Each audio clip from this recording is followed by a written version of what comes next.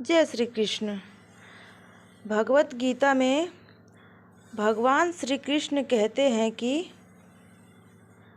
मन का बेचैन होना उसका स्वभाव है। हमारे मन को लगता है कि अगर वह अलग अलग बातों के बारे में सोचता रहेगा तो हमें आने वाली हर मुश्किल और मुसीबत से बचा लेगा, पर ऐसा होता नहीं है। हम अपने जीवन का काफ़ी अधिक समय सोच विचार करके परेशान होने में निकाल देते हैं। भगवान श्री कृष्ण कहते हैं कि मन का यह स्वभाव बदलना मुश्किल ज़रूर है, असंभव नहीं है। अच्छा, आप एक बात बताएं, क्या आप कौवे को कह सकते हैं कि वो काव काव की आवाज़ ना करे? या फिर क्या आप किसी मेढक को कह सकते हैं कि वह पानी देखते ही ऊंची छलांग ना मारे? हमारे मन का भी कुछ ऐसा ही हाल है।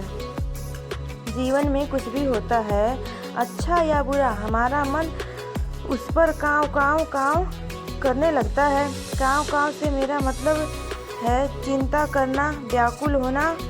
कोई बुरी बात होती भी नहीं है और मन परेशानी की ऊंची ऊंची लपेटें लेने लगता है।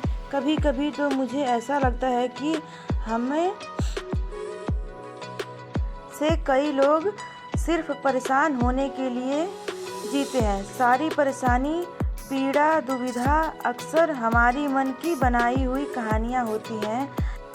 अध्यात्म, प्रवचन, बोधि, वृक्ष, आरती, भजन, प्रेरक प्रसंग मन को शांत और स्थिर करने के लिए भगवान श्री कृष्ण ने बताए हैं 2 उपाय। भगवान श्री कृष्ण की बातें, किसी भी चीज़ को समझने के लिए सबसे पहले मन को शांत रखना चाहिए और फिर काम पर ध्यान देना चाहिए, क्योंकि हम मन से ही प्रश्न खोज लेते हैं और मन में ही जवाब देकर बैठ जाते हैं। भगवान श्री कृष्ण ने मन को शांत रखने के लिए 2 चीज़ें बताई हैं।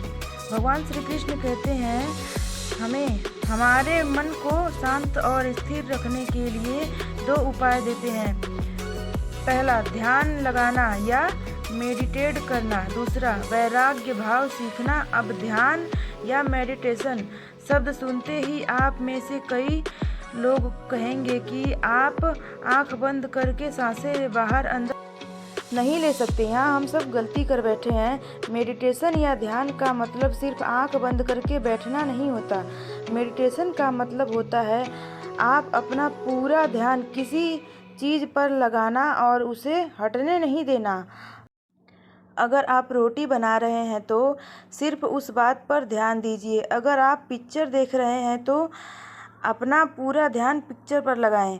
यह मत सोचिए कि पिक्चर देखकर आप अपना कितना वक्त बर्बाद कर रहे हैं। जब आप जीवन के हर छोटे बड़े काम को पूरे ध्यान से करते हैं तो आपका जीवन ही एक मेडिटेशन बन जाता है। ऐसे जीवन में शांति, स्थिरता, सहज और सफलता का होना अनिवार्य है। वैराग्य का भाव।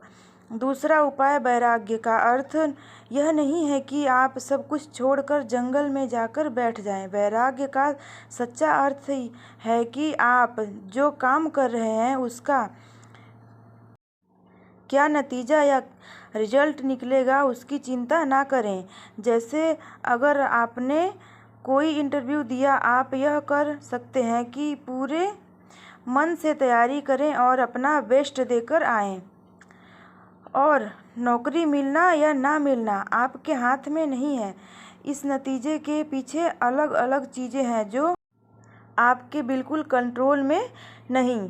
तो जिस चीज़ के बारे में आप कुछ कर नहीं सकते उसके बारे में चिंता भी ना करें। यही वैराग्य का सच्चा मतलब होता है और यही है भगवान श्री कृष्ण का दूसरा उपाय, मन को चिंता की लपेटों से बचाने का।